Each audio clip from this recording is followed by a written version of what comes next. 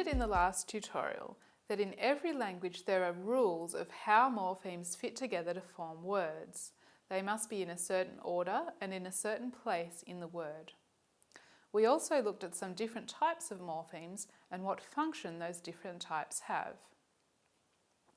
The root of a word, as we said before, is most often a free morpheme. It can stand on its own, to which the bound morphemes attach. It carries the central meaning of the word and could be thought of as the core of the word.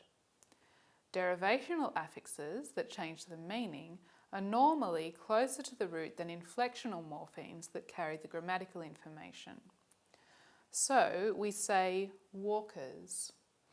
The information in the derivational affix that changes the meaning of the word comes before the information of the inflectional affix that adds the grammatical information, which in this case is making the word a plural.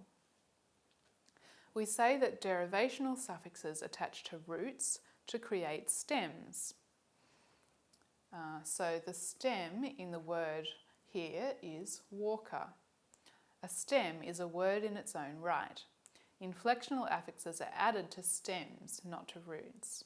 So the meaning must be established first, and then the grammatical information is added to that. The final question we need to consider about morphemes is a fairly basic one. How are they stored? Speakers of a language store morphemes in a lexicon, a mental dictionary that they have in their minds. There are two main differences between a mental lexicon and an ordinary or written dictionary. So the mental lexicon does not contain words that have more than one morpheme in them, whereas dictionaries include complex words. The lexicon that people store in their minds contains bound morphemes, whereas dictionaries don't usually contain entries for bound morphemes. So let's explain that a bit more. Speaking is a creative process. We're able to take a limited number of pieces of language and combine them using specific rules to create an unlimited number of utterances. We don't have to memorize every single thing we are ever going to say. We have a certain number of pieces of free and bound morphemes stored in our lexicon, and we're able to combine them according to grammatical rules to say what we want to say. So, when we want to write a lexicon for a language, we want to follow the same logical pattern that people use to store morphemes in their mental lexicon. We follow the pattern of writing just the pieces, the separate morphemes, and we don't write every single word that can be made by combining those morphemes. We write these morphemes as lexical entries. A lexical entry includes many pieces of information, including a meaning, the group of sounds that convey that meaning, the lexical category, and so forth. For example, walk is the verb root meaning bipedal locomotion characteristic of humans. Walk is a verb, it's a root, and it means a certain action. But what about a word like walking, which consists of two morphemes? So we do not store the whole word in the lexicon like this. The problem with this kind of listing is that you end up with lots of words that mean much the same thing. Now this is a problem in English, but it gets to be a much bigger problem in languages with really complex morphology. You would end up with thousands of related forms. So we avoid listing walk, walks, walking, and walked as separate lexical entries. We don't give every word a lexical entry, but we give every morpheme its own lexical entry. So, as well as lexical entries like the one for walk here, there'll also be lexical entries of the following type for bound morphemes. Things like ing, with progressive aspect, ed, which tells us past tense, s, which gives the information of plural, ly, which gives the manner, or re, which means to do again. These lexical entries have basically the same form as the lexical entry for the free morpheme of walk. They contain a meaning and the sounds that convey that meaning. The only difference from the entry for the free morpheme is that they contain a hyphen indicating where they attach to. So, for a suffix like ing, the hyphen comes before the sound, because ing attaches to the end of the verb. For a prefix, like re, the hyphen comes after the sound because re attaches to the beginning of the verb. Now notice that ed and ing both have the lexical category of TA. This means tense or aspect. We give this that lexical category because ed indicates tense, past tense, while ing indicates aspect, progressive aspect, so the event is ongoing. But these two fit into the same position in a word. We can say walked or walking. The plural marker has the lexical category of num, meaning number. The suffix ly has the lexical category of adv or adverb because it has the effect of turning an adjective into an adverb. It brings its own lexical category to the word that it builds. But re there at the bottom doesn't have a lexical category at all because it has no effect on word class. It attaches to verbs and they stay verbs.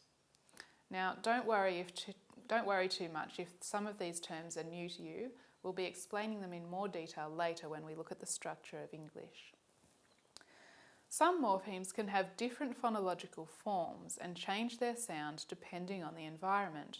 Just as we saw that a phoneme can have different allophones in different environments, a morpheme can also have different allomorphs in different environments. For example, in English, the morpheme for the indefinite article can be a or an. So we have a car, a house, a piano, but we have an apple, an elephant, and an umbrella. Whether we get a or an depends on the first sound in the word that comes after it. So if the word begins with a consonant, we get the allomorph a, and if it begins with a vowel, we get the allomorph an. Another example is the English regular past tense suffix ed that attaches to verbs. This morpheme actually has three forms, d, t, or ud. So we have beg becomes begged, rob, robbed, hug, hugged, walk, walked, nip, nipped, lock, locked, and kiss, kissed.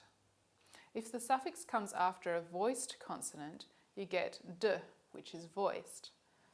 If the suffix comes after a voiceless consonant, you get t, which is also voiceless. So what if the suffix ed comes after a vowel?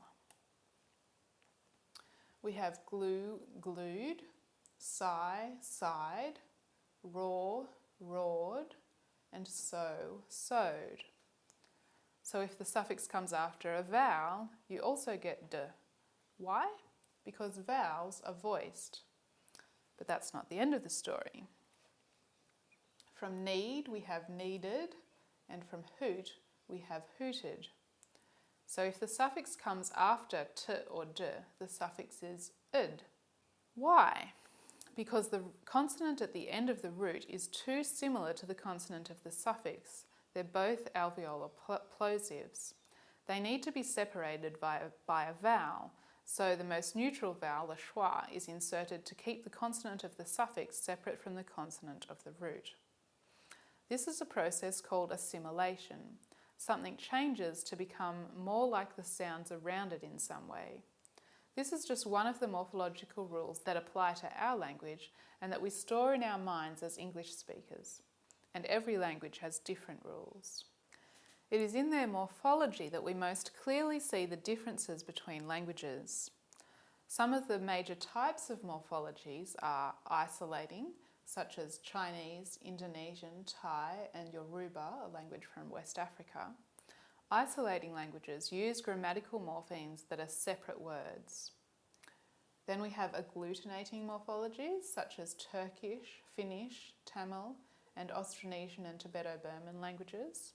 So agglutinating languages use grammatical morphemes in the form of attached syllables called affixes. And then we have inflectional morphologies, such as in Russian, Latin, and Arabic. Inflectional languages may go one step further and actually change the word at the phonemic level to express grammatical morphemes. All languages are really mixed systems. It's all a matter of proportion. English, for example, uses all three methods. Turkish is an example of an agglutinating language that makes extensive use of suffixes. So here is an example. We have good manners, but then you can add a suffix to mean without good manners, rude. Another suffix changes it to rudeness. Another suffix means their rudeness. Another suffix again means from their rudeness. And you can even make it say, I gather that it was from their rudeness.